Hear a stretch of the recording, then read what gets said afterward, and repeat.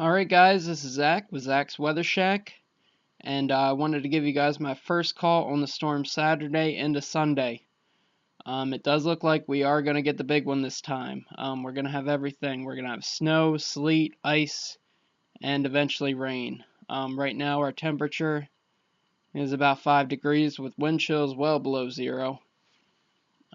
We have this serious Arctic air plunging down, and it's pretty brutal out there right now.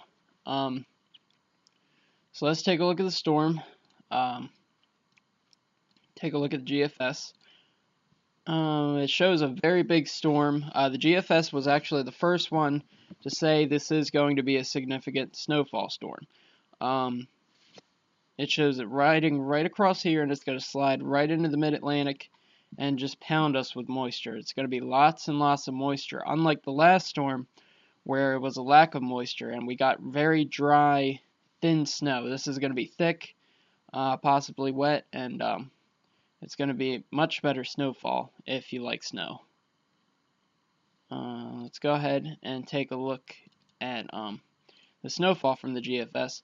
It shows significant snow all the way from middle Pennsylvania all the way down to where mouth of the Chesapeake is. Let's take a look now at the snowfall totals from the GFS. Snowfall totals, it's pretty powerful. 8 inches for central Maryland, 7 inches as you go south, and it's going to be a very sharp cutoff. This is about 25 miles here that you're going to get. You're going to go from about 6 or 7 inches all the way down to 1 or 2. So where that cutoff will be, we're still trying to decide it, but it looks like it's going to be right on the edge of the southern Anne Arundel County border. I'd say where we are in Glen Burnie, Pasadena, Baltimore, we're going to be right along that 4 to 7 inch range. So let's go ahead and take a look at what the European says. The European model actually isn't sold on this storm. It shows 2 to 3 for us. It shows a little bit more of a northern track, which pushes that 32-degree mark a bit more north. So that's unfortunate, but it may change. We'll have to see what the 12 o'clock model puts out. I think it'll go along with GFS eventually. As far as the Canadian model goes, it's right along with the GFS, showing around 7 inches, 6 inches for the Baltimore area. It shows a track very similar to what the GFS says. Now I'd like to show you a short-range model, which is called the North American model. The North American model is good for showing storms that are a bit closer in the time frame, maybe 24 hours away or 36 hours away. It shows the snow starting right around about 2 or 3 p.m. and right around 4 is when it really starts to pick up. I'm talking accumulations at rates at about an inch per hour, maybe more, maybe a bit less. But it's going to be very, very heavy snow. You might actually hear a bit of thunder. And then after the snow is where it's very, very much going to get ugly. We're going to see ice. I mean, this is just a mess right here. This could add up to maybe a ½ inch to an inch of ice and just cause major problems with power lines and roads and all that stuff. It would cause a serious headache. And as you can see from this image, I mean, this is just ugly. This is an inch of ice all the way through central Maryland. So if this actually verifies, this is going to be a storm to remember. It'll definitely go down in the history books if it verifies.